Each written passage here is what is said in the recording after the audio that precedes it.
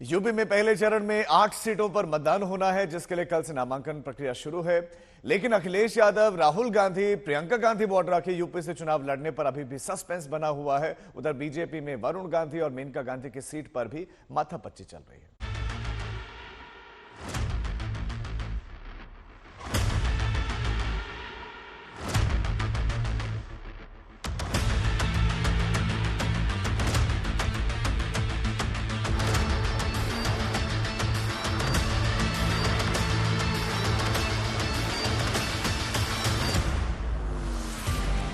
क्या अमेठी से चुनाव लड़ेंगे राहुल गांधी?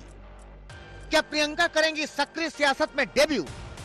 रायबरेली से कौन होगा कांग्रेस का प्रत्याशी? क्या अखिलेश यादव चुनावी मैदान में उतरेंगे? क्या वरुण गांधी और मेनका गांधी का पत्ता कटने वाला है? क्या मैनपुरी सीट से अपर्णा यादव डिंपल के खिलाफ चुनाव लड़ेंगी? देश के सबसे बड़े सूबे में हर पार्टी के सामने चुनौतियां हैं। सबसे पहले समझते हैं वरुण गांधी का खेल। पीलीभीत में पहले चरण में मतदान होना है, लेकिन बीजेपी ने वरुण गांधी का नाम फाइनल नहीं किया है। सूत्रों की माने तो इस बार वरुण गांधी का टिकट कट सकता है। वरुण गांधी के प्रतिनिधि ने नॉमिनेशन के 4 पर्चे खरीदे हैं। सूत्रों की माने तो बीजेपी से टिकट न मिलने पर वरुण गांधी निर्दलीय चुनाव लड़ सकते हैं। सूत्रों की माने तो एसपी की बैठक में वरुण गांधी के नाम पर भी चर्चा हुई। अखिलेश यादव से जब इस पर सवाल किया गया तो पहले अखिलेश ने सस्पेंस बनाकर रखा और फिर बाद में वरुण गांधी के साथ संपर्क की खबरों से इनकार कर दिया। दूसरी पार्टी का मैं क्या जानूं, किसकी टिकट मिल रही है, किसकी कट रही है। बिहार में मोदी का हमारा संगठन तय करेगा कि क्या निर्णय लेना है उसका।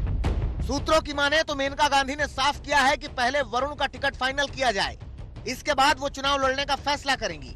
अगर बीजेपी दोनों में से एक को टिकट देना चाहती है तो वरुण गांधी को टिकट दें। सूत्रों की माने तो सुल्तानपुर से मेनका गांधी का टिकट कट सकता है।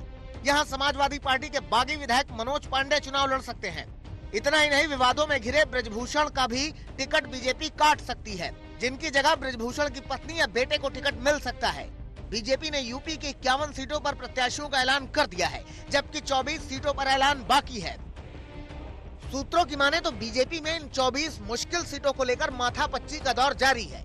वहीं विपक्ष में भी यूपी की सीटों को लेकर जबरदस्त ऊहापोह की स्थिति बनी हुई है। यूपी में विपक्ष का कोई भी बड़ा चेहरा चुनावी मैदान में अब तक नहीं उतरा है। रायबरेली और अमेठी को लेकर अटकलों का बाजार गर्म है। सोनिया पहले ही राज्यसभा से संसद जाने का रास्ता चुन चुकी हैं। ऐसे में प्रियंका और राहुल गांधी को लेकर कांग्रेस ने अब तक तस्वीर साफ नहीं की है। यूपी की 8 सीटों पर नामांकन आज से शुरू हो गया है, लेकिन अब तक यूपी को लेकर कांग्रेस ने एक भी लिस्ट जारी नहीं की है। यहाँ सबकी नजरें रायबरेली और अमेठी पर टिकी हुई हैं। उधर अखिलेश यादव यूपी को लेकर 4 लिस्ट जारी कर चुके हैं, लेकिन अब तक उन्होंने साफ नहीं किया है कि वो इस बार लोकसभा चुनाव के मैदान में उतरेंगे या नहीं, क्योंकि समाजवादी पार्टी ने अपनी सारी मजबूत सीटों पर प्रत्याशियों का ऐलान कर दिया है।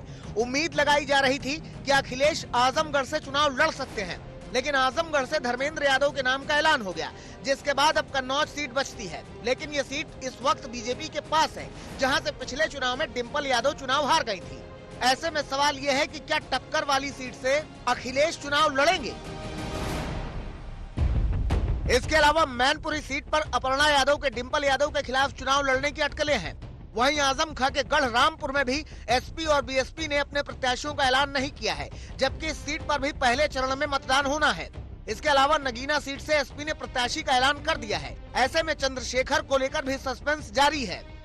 नेताजी की कर्मभूमि रही है मैनपुरी, और जितने भी लोग हैं वो नेताजी के प्रति पूरी तरह समर्पित है, और नेताजी का उनके साथ बहुत ही भावात्मक रिश्ता रहा है और परिवार की तरह उन्होंने माना है। और मैनपुरी भी हमेशा से पूरी समाजवादी जो हमारा परिवार है वो हम पूरे परिवार की तरह ही रहते हैं। तो बहुत अच्छा चुनाव होगा, चाहे कोई भी आए। बहरहाल ये खेल यूपी का है, जो देश की सियासत का केंद्र बिंदु है। बीजेपी ने यहाँ 80 सीटों का टारगेट रखा है, तो विपक्ष के बड़े दिग्गजों का मैदान में उतरने को लेकर सस्पेंस बना हुआ है।